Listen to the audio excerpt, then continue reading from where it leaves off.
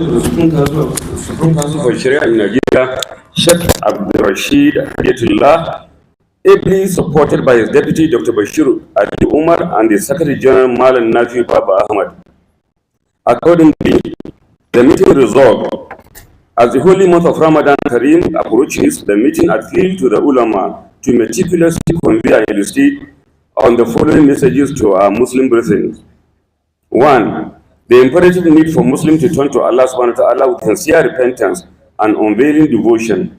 Amid the myriad socio-economic challenges gripping the nation, the place of collective prayers for lasting peace and viable solution cannot be overemphasized. To call for the revitalization of Sharia in majority Muslim states in the country through the establishment of appropriate institutions to consolidate its effectiveness and relevance. Example 3. Exemplify the highest standard of methodology during their tafsir activities in view of the pivotal role of the religious leaders in guiding the Muslim Ummah, especially during this sacred month or sacred time of spiritual reflection and enlightenment. We therefore beseech you to employ a compassionate and inclusive approach to ensure that messages resonate with diverse audience within the community. On the recent political situation in Niger, we should express gratitude to the Nigerian government and ECOWAS for heeding our calls on the lifting of sanctions on Niger Republic, Guinea, and Mali. Also, the ulama should call on the military junta to seek a path towards greater inclusivity, regional cooperation, and approach diplomatic relations with neighboring countries, particularly Nigeria, with a spirit of collaboration and brotherhood. 5. Highlight the imperative to strengthen cooperation and understanding among all ethnic groups, especially the Hausa and Fulani. This is paramount in addressing the tangible socio-economic and security challenges faced by the Muslim Ummah in Nigeria and the wider aspects affecting the region. This collaborative effort will not only fortify the resilience of the Muslim Ummah, but also create a foundation for sustainable solutions, fostering a more secure and prosperous future for the entire Muslim community in Nigeria and the region in general. 6. Call on the Ummah to fervently pray during this sacred month of Ramadan and beyond for peace in Nigeria and for divine intervention in tackling acts of terrorism, insurgency, banditry, kidnapping, ethno-religious crises, and other criminal activities. We should also call upon all stakeholders, including the government, civil society, and private sector, to collaborate effectively in addressing the root causes of insecurity and implementing comprehensive strategies for its eradication. 7. Let's also use our respective podiums this Ramadan to advocate for the establishment of an expansive social safety net to provide immediate relief to the most vulnerable in our society, in our population. In this regard, we appeal to the federal and state government to provide immediate relief and support to the multitude of the disadvantaged among and against the stricken economic hardship. In addition, we call on all government to also consider organizing community feeding for them in many centers, especially in this time of Ramadan. 7. Reiterate our total rejection of the atheist Western agenda, preaching universal acceptance of lesbians, gay, bisexual, transgender, queer, intersex, and asexual in our society.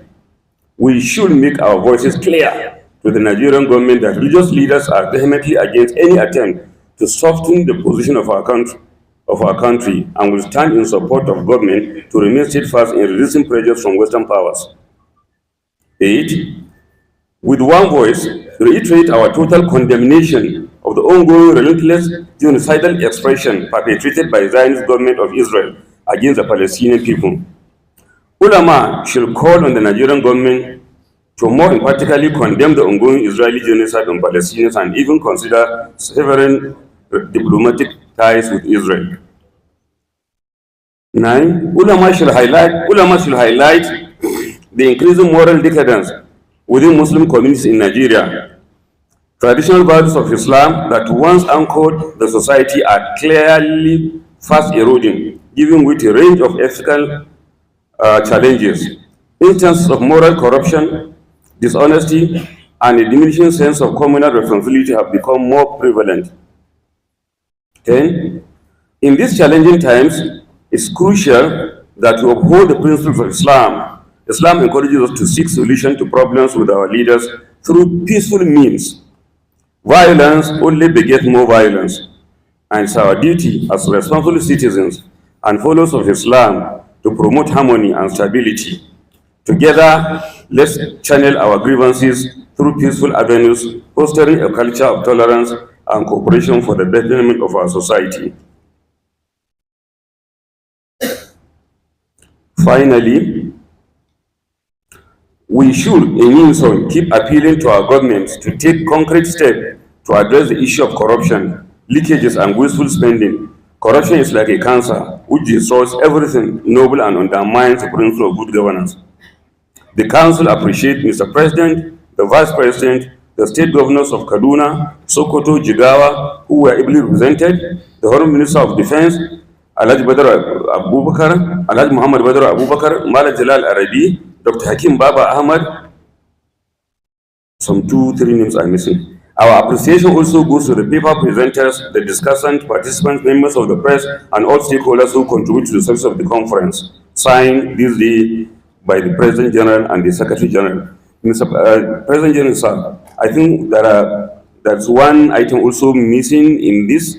Maybe I opened the wrong one. The issue of the state police, that we invited the federal government to treat with caution and ensure that the federal system is strengthened, more federal troops and more employment into the police system should be done at the federal level, while cautioning on the state police because of its multiple implications. With your permission, that can also be added because it's part of what we are going to add. And in the names of those whom we have appreciated, there are 2 names. Our brother Jamil Abiola's name is missing. We are going to add it with your permission. And I think one other person, I have it in my paper, will add that also. Thank you very much. So we'll receive a... Pardon? No? Yes, we'll add that. So, Mr. Chairman, sir. So we'll take comments from them.